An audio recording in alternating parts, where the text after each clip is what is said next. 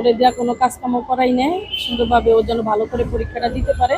এখন বাচ্চাদের আগের পড়া আর এখন শিক্ষামন্ত্রী যে চাপ সৃষ্টি করছে সেটা নিয়ে বাচ্চারা ঘাবড়ে আছে, এমনকি অভিভাবকও ঘাবড়ে আছে। আমার ছেলের বউ, ওকে নিয়ে বসে আছি, ভালো পরীক্ষা দিবে ইনশাল্লাহ, সেই জন্য বসে আছি। ভালোই, আমার বাসায় আমি সুন্দরভাবে পড়াইছি, বাকিটা আল্লাহর হাতে। আমি বিশেষ করে সকালে জাগিয়ে দিচ্ছি, জাগিয়ে দিয়ে টেবিলে বসাইছি, বসায় সুন্দরভাবে বইগুলা দাগাইছেও আমি দেখছি, ও নাস্তা মিস্তা দিচ্ছে, এভাবে ওরা সহযোগিতা করে ওর পড়াটা আগাইয়া দিচ্ছে।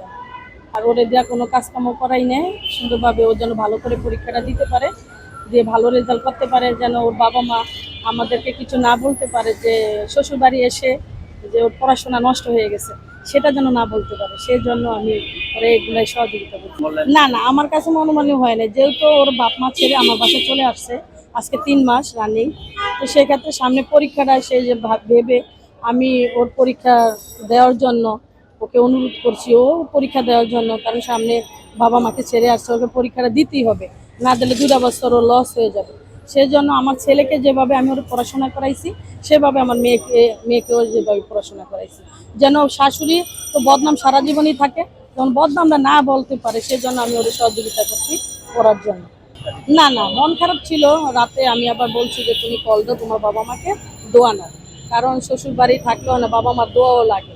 তো কল দিছে, বাবা মা ধরে নেয়, ভাইয়ের সাথে কথা বলছে, এতটুকু আমি শুনছি, এছাড়া না ভাইয়া আমি সেটুকু এত বেশি জানি না। আমি কারণ ছেলে পড়াশোনা করে, আমি যেটুকু সাহায্য করছি ভালোই, যে যদি পারে মনে করেন সব জায়গায় পারবে, আর যে না পারবে সে কোনো জায়গায় পারবে না, কিন্তু তারপরে আমার মনে হয় যে একটুনি সরকার আর ইয়া করলে, সহজ করলে আরো ভালো হতো। শিক্ষামন্ত্রী তো আল্লাহ রহমতে কয় মাস আসছে, এখন বাচ্চাদের আগের পড়া আর এখন শিক্ষামন্ত্রী যে চাপ সৃষ্টি করছে সেটা নিয়ে বাচ্চারা ঘাবড়ে আছে, এমনকি অভিভাবকও ঘাবড়ে আছে।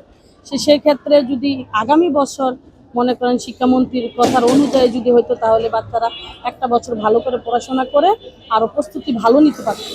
এখন হয়তো ঘাবড়ে আছে বাচ্চারা, কি থেকে কি হয়ে যায়, কি প্রশ্ন করে না করে, এই বেশিরভাগ এটা নিয়ে পোলাপানে ঘাবড়ে আছে। ইনশাল্লাহ আমার মনে হয় যারা একটু সুন্দরভাবে পড়াশোনা করছে ইনশাল্লাহ প্রশ্নের উত্তর দিতে পারবে। দেশে দেশে সবার সাথে দ্য নিউজ।